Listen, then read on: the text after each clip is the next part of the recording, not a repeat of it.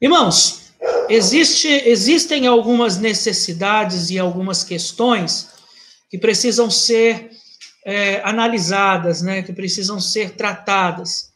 E o pastor, ele sempre fica pensando, né, como e qual mensagem eu trarei, como eu poderei abençoar a vida dos irmãos, como eu poderei encorajar. Principalmente isso se torna bem difícil durante a pandemia. Durante essa pandemia, durante esse tempo que nós estamos passando, tem sido bem difícil, né? Porque os pastores, por exemplo, eles também necessitam de apoio, de ajuda, de incentivo, e nem sempre nós temos sentido isso. Então, da mesma forma que as ovelhas, os pastores também são ovelhas, e necessitam também de uma palavra, às vezes, de ânimo, de carinho, de incentivo, de encorajamento. Mas, diante de tudo isso, nós não podemos negligenciar a necessidade da igreja de ser animada a permanecer firme com o Senhor. Hoje, por exemplo, um dos momentos, de manhã cedo, já às 8 da manhã, eu acordei com uma notícia bem triste, em que um pastor, o pastor Josué Félix, lá da igreja de Jardim Miriam, lá em São Paulo, Cidade Ademar, lá em São Paulo, ele faleceu de Covid. Ele já era um pastor já bem experiente e um grande servo de Deus. E quando a gente ouve que mais um pastor, ele sucumbiu a essa doença, a gente começa por de coisa, ela não mexe com a gente. Então, acho que não só uns aos outros, mas principalmente o pastor, ele precisa saber encorajar a igreja. E é isso que eu quero fazer hoje. Portanto, da mesma forma que eu preciso de encorajamento, como eu acabei de dizer nessa introdução, eu também sei que os irmãos que estão nos assistindo agora ao vivo, e também a você que vai assistir esta mensagem mais tarde, em outro dia, em outro horário, todos nós precisamos de exortação, de ânimo, que todos nós estamos passando de igual forma por momentos difíceis nessa crise mundial. Né? Sabemos que outros irmãos, como a Bíblia mesmo diz, estão passando pelas mesmas tribulações que nós, em várias partes do mundo. Quando o Senhor Jesus Cristo ele estava vivo, ele exerceu o seu ministério, que ele estava exercendo o seu ministério aqui na terra, na vida dele não foi diferente. Né? A gente sabe que naquela época em que Jesus estava em carne e habitou no nosso meio, haviam muitas doenças, havia muitas crises que atacavam a sociedade. Uma das doenças era a lepra. Né? Eles tinham um surto muito grande de lepra ali naquela região. E Jesus, ele pregou o evangelho, ele curou os enfermos e ele trouxe as boas novas, nos dando a salvação, morrendo na cruz por nós e pagando no nosso lugar os nossos pecados. As crianças já estão prontas para o primeiro desenho? O primeiro desenho será de um hospital. Você vai colocar aí a fachada de um hospital.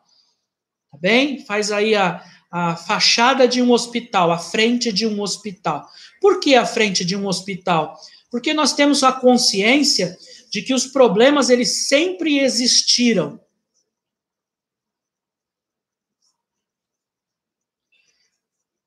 E por esta questão, nem sempre nós tivemos no mundo meios de poder lutar contra estes desafios.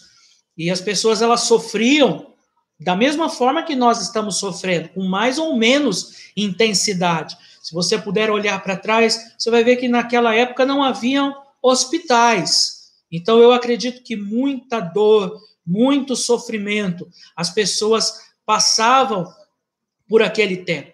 Porém, uma coisa permanece igual daquele tempo e do nosso tempo. A igreja, pessoas que amam a Deus, pessoas que têm a consciência de que a dor do outro precisa também ser consolada. E esse é o papel do cristão, consolar uns aos outros. Ou o papel mais importante da igreja, ser luz no meio à escuridão. Não é o momento da igreja se dispersar, não é momento da igreja desanimar, não é esse o momento de nós passarmos por isso, ou agirmos, ficar acovardada.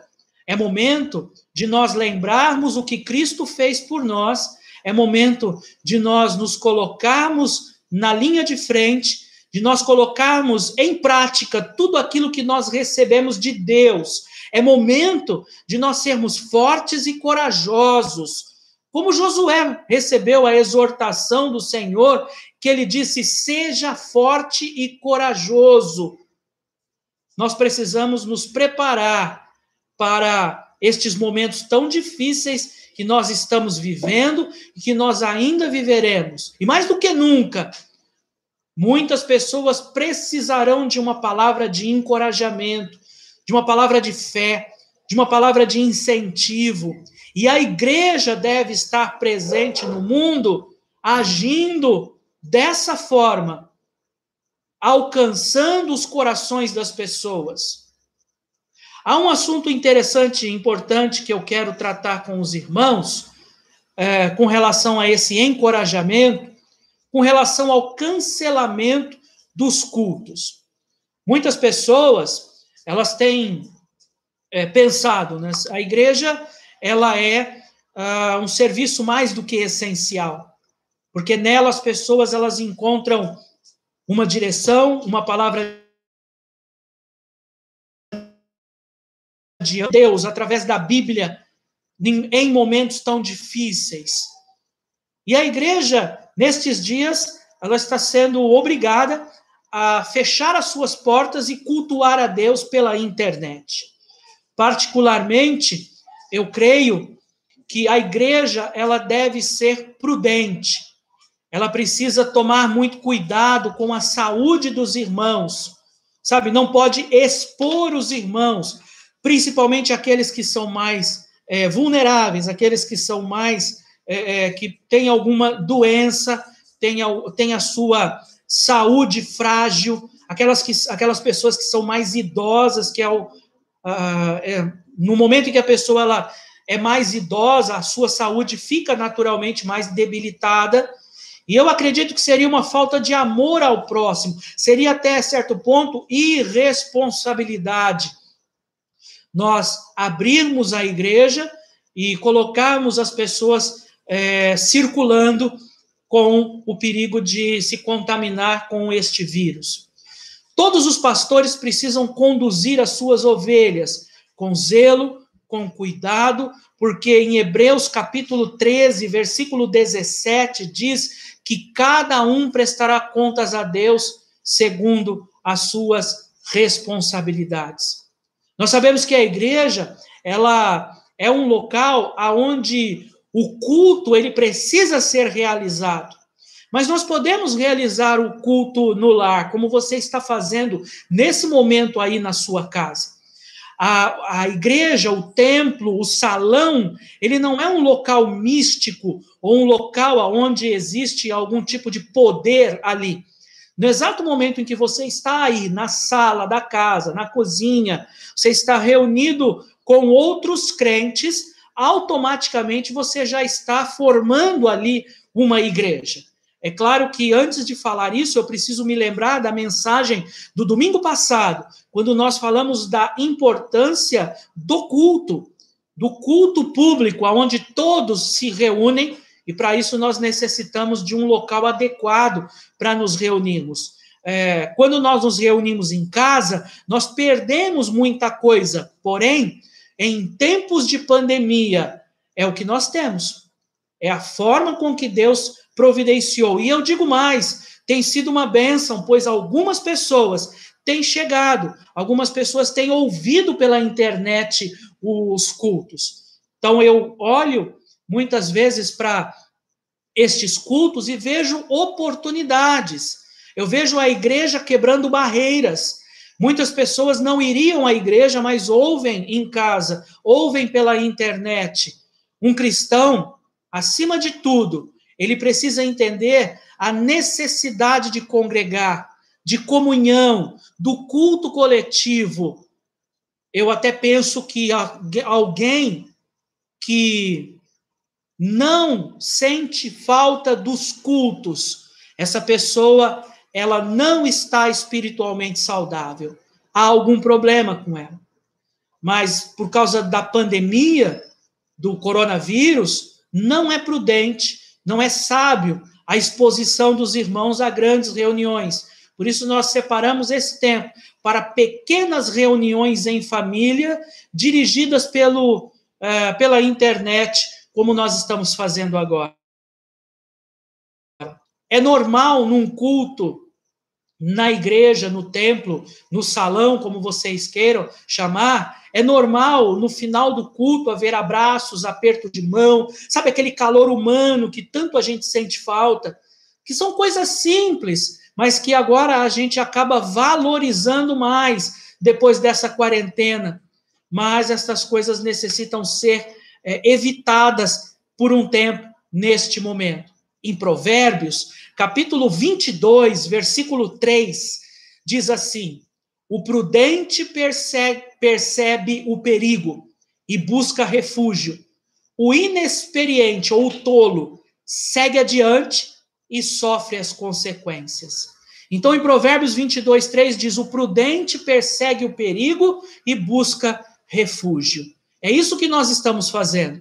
Então, enquanto algumas pessoas dizem, será que a igreja ela deveria fechar durante esse tempo de pandemia? Será que é certo? Irmãos, nós precisamos de zelo pelos outros, de prudência, como nós lemos em Provérbios 22, 3.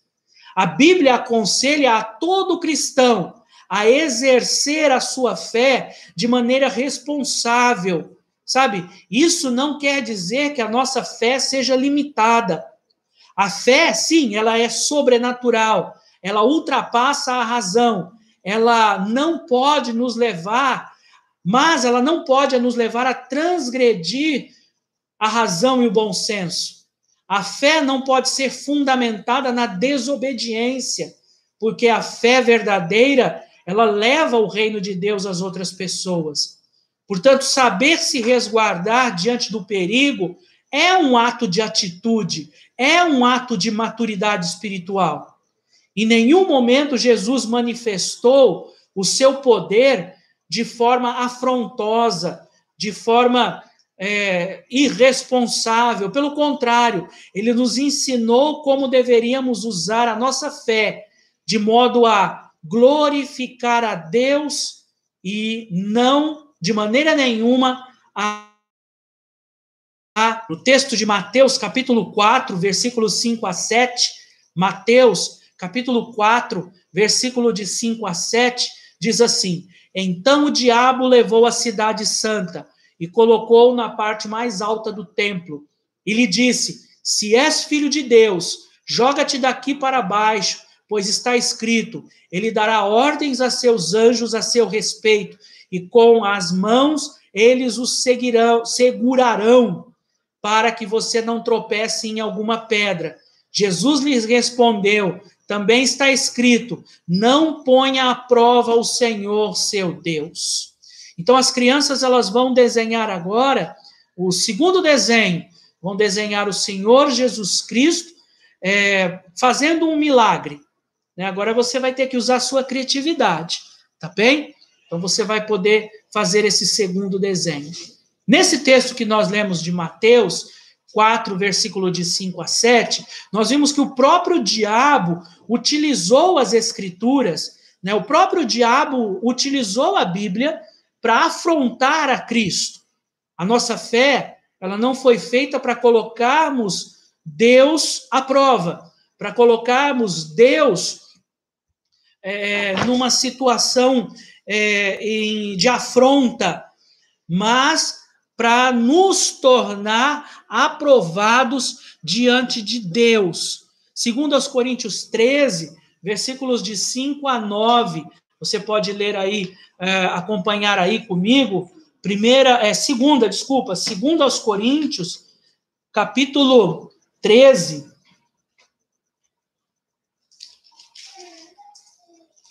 Eu vou abrir aqui, segundo aos Coríntios, capítulo 13, versículo 5, diz assim: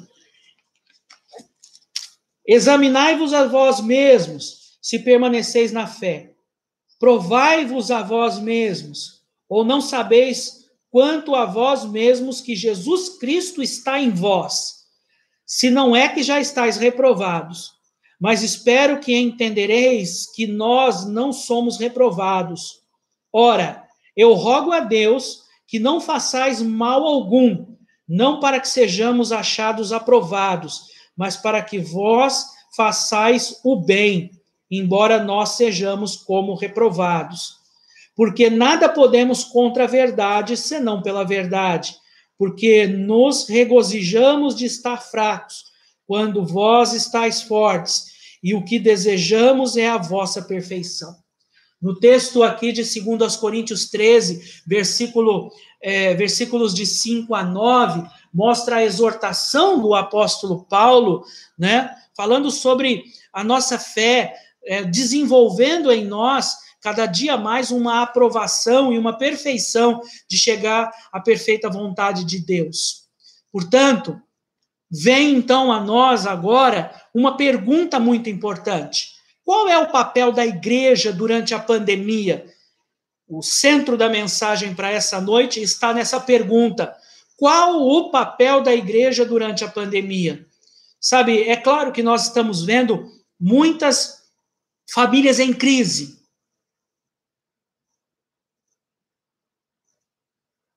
Muitas pessoas com problemas financeiros, pessoas que estão com problemas psicológicos, emocionais, mas a igreja, ela precisa tomar uma atitude, ela precisa se preocupar com as vidas das pessoas.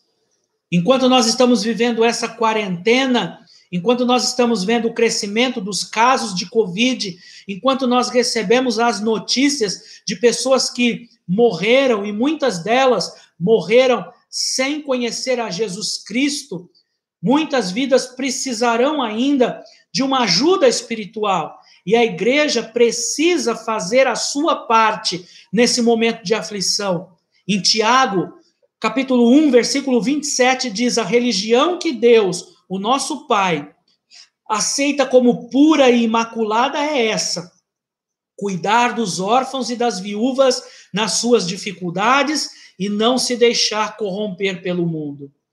Irmãos, Jesus Cristo, ele nos deu autoridade para orarmos pelos enfermos e pelos doentes. Em primeiro lugar, ore pelos doentes, ore pelos enfermos.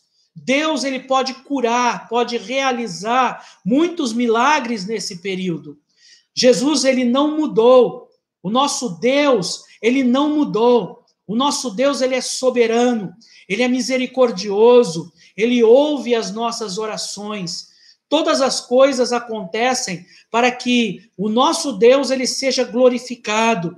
E a igreja é o canal que Deus usa para que as pessoas sejam alcançadas e sejam curadas. Em Mateus, capítulo 10, verso 8, diz: curem os enfermos, ressuscitem os mortos, purifiquem os leprosos, expulsem os demônios, vocês receberão de graça, deem também de graça.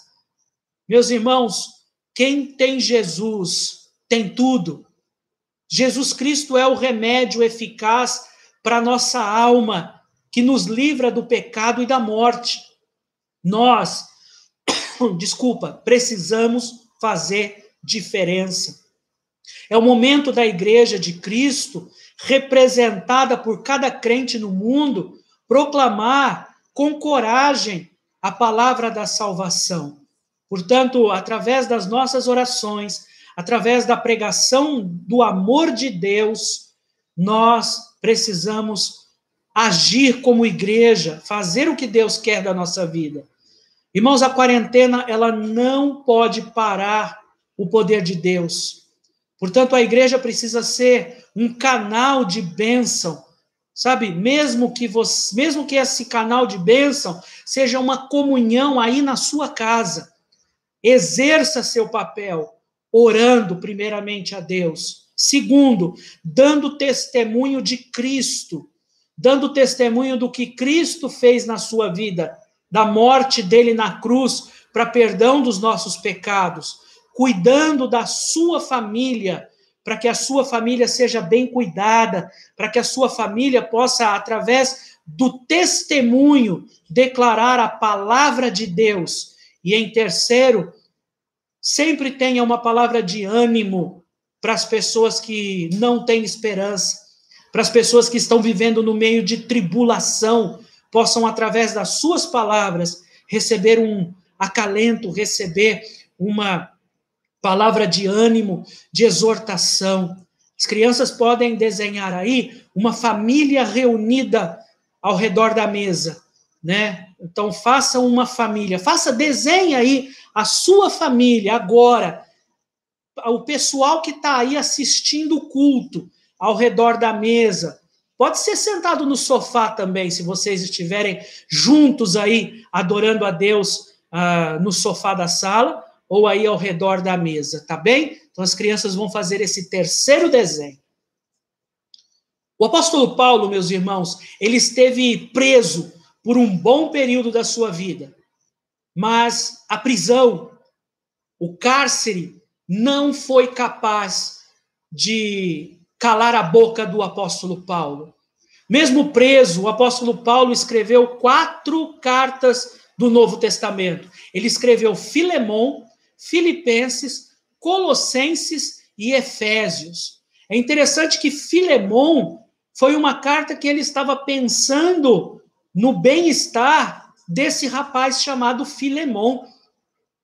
Ele não ficou ali pensando, ele estava preso, ele estava condenado, e ele, ao invés de ficar se lamentando, ele escreveu uma carta para ajudar outra pessoa que estava fora da prisão. Filipenses, por exemplo, é uma carta que ela é marcada pela alegria. Insisto, ele estava preso, encarcerado, condenado. Em breve ele seria executado. E ele escreve uma carta baseada na alegria. Por isso, segundo aos Coríntios 12:10, escrito pelo apóstolo Paulo, ele diz assim: por isso, por amor de Cristo, me alegro nas fraquezas, nos insultos, nas necessidades, nas perseguições, nas angústias, pois quando sou fraco é que sou forte. Segundo aos Coríntios 12:10. Meus irmãos, no momento em que nós estamos mais fracos, como eu estava fraco hoje, pela manhã, e depois do almoço, tive alguns momentos de desânimo, de fraqueza, e tendo depois que chegar à noite, pregar para os irmãos, e Deus colocando no meu coração, desde a semana passada, precisa trazer uma mensagem de encorajamento, de exortação, de ânimo para esses irmãos. Sabe, eu me lembro aí do apóstolo Paulo, que ele se fortaleceu em Cristo para continuar levando adiante a palavra do Evangelho. Portanto, eu digo, irmãos, se fortaleçam na palavra de Deus. As provações, as decepções, elas nos deprimem, elas nos causam dor, tristeza, porém, elas também nos amadurecem espiritualmente. Isso deve ser motivo de alegria e não de tristeza, de coragem, como nós ouvimos o Senhor dizendo: "Sê forte e corajoso". E ainda em Tiago, capítulo 1, versículo 2 e 3, diz: "Meus irmãos, considerem motivo de grande alegria o fato de passarem por diversas provações, pois vocês sabem que a prova da vossa fé produz perseverança. Meus irmãos, os seus familiares, eles poderão ser alcançados nestes dias pelo nosso testemunho. A igreja, ela é o sal da terra. É nosso papel temperar esse mundo através da palavra viva do Senhor. Portanto, o meu desejo é que a Igreja Batista Bíblica em Pitangueiras continue cumprindo o seu papel, salgando a terra, que precisa tanto conhecer o amor de Jesus. Em Mateus capítulo 5, versículo 14 a 16, diz assim: vocês são a luz do mundo. Não se pode esconder uma cidade construída sobre um monte. E também ninguém acende uma lamparina e coloca debaixo de uma vasilha. Ao contrário, coloca no lugar apropriado, em cima, na casa. Assim ilumina todos os que estão na casa. Dessa forma, brilhe a luz de vocês diante dos homens, para que eles vejam as suas boas obras e glorifiquem ao Pai Celestial através de vocês, o nosso Deus que está nos céus. Meus amados irmãos, eu quero com esta mensagem que você se sinta encorajado, animado, mesmo que você tenha recebido notícias ruins. O nosso Deus, ele continua no controle de todas as coisas. Dessa forma, cultuando a Deus em casa, por amor às pessoas que têm a saúde mais frágil. Portanto, a obediência ao governo também é uma forma de bom testemunho. Portanto, não é falta de fé, e sim obediência à palavra. E o que nós podemos fazer durante esse tempo? Você pode orar. Ore a Deus. Tenha um tempo de oração. Eu vou enviar aos irmãos vários pedidos de oração durante a semana. Ore uns pelos outros. Pregue a palavra de Deus. Fale do amor de Cristo. Conte o que Deus fez na sua vida. E, em último lugar, fale da salvação em Cristo. Sabe, meus irmãos, somente um salvo, ele pode fazer diferença. Somente um salvo, ele pode ser o sal da terra. Somente um salvo pode ser a luz do mundo. Somente um salvo, como o apóstolo Paulo, poderia perceber que no meio da tribulação, ele poderia ser feliz. Ele poderia encontrar alegria no meio da tribulação. São tempos muito difíceis, são tempos dolorosos, mas que Deus possa abençoar e cuidar de cada um de nós.